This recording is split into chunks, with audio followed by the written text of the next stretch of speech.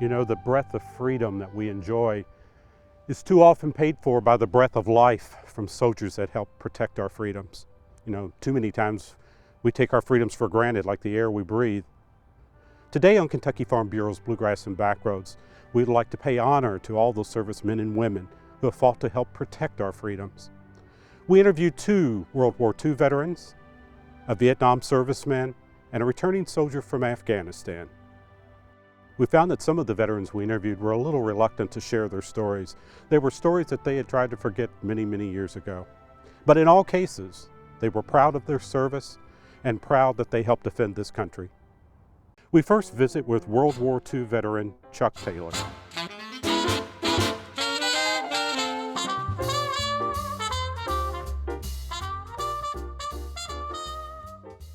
On December the 7th, 1941, I was in Eugene, Oregon.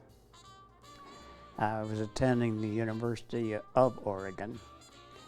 And a friend of mine, fraternity brother, and I had gone to a matinee on that afternoon. When we got back to the fraternity house, unusually, very strange, the living room was full of the guys. And we asked, "What's going on?" And they said, "Pearl Harbor has been bombed." I guess everybody there at one time said, "Well, where is that?" I was told it was Hawaiian Islands.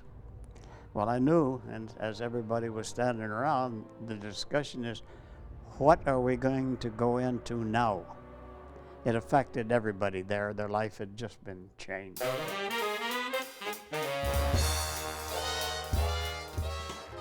You're sort of floundering, and as you're walking down the street, your head's going and thinking about all that has happened, what can happen, what's now. Actually, then I got orders to report to Corpus Christi, Texas, for flight training. Well, no, it was the Oakland E base. I forget that 3-month stint, the elimination base. It gives a chance to weed out those that are just not ready for regimented life. We were attacked. We were being attacked. We fought to defend ourselves, and it's necessary to defend yourself. We had no choice. The United States fought back. There was no alternative except subjugation. And that's why the wives left home and went to work in munition factories, and everybody became a part of the war effort. And the country really rallied because we were at war and we had no choice. Prior to going into combat, then they said that the dive bombers had a chance to go into the Corsair, and I signed up for that and was accepted and had the Corsair, but there was no problem getting into that plane because it was so sweet to fly that you just got into the cockpit and said, "Hey, I'm home."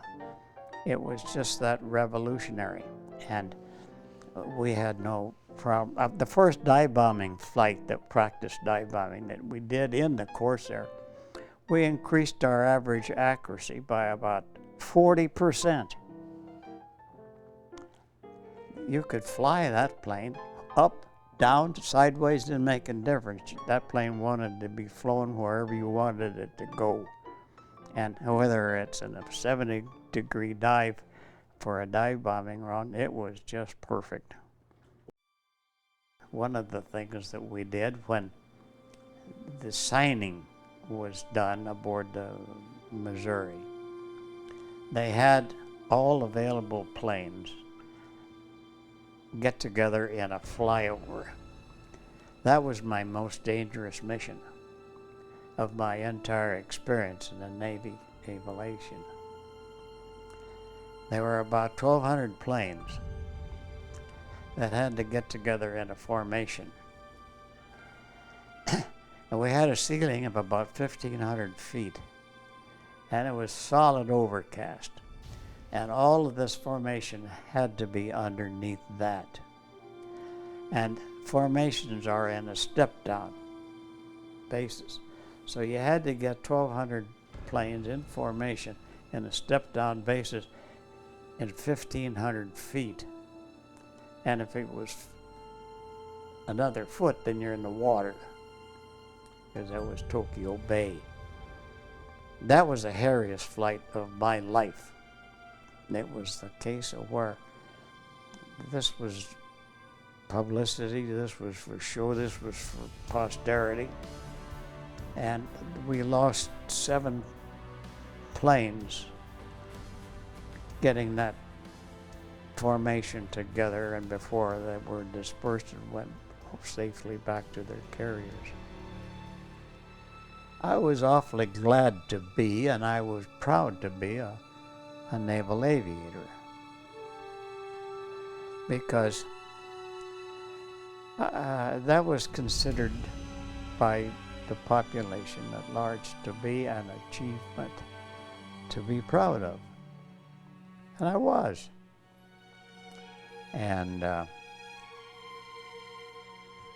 guess that's your answer. Yeah, I was proud and glad and happy, and it was a nice thing to be doing. It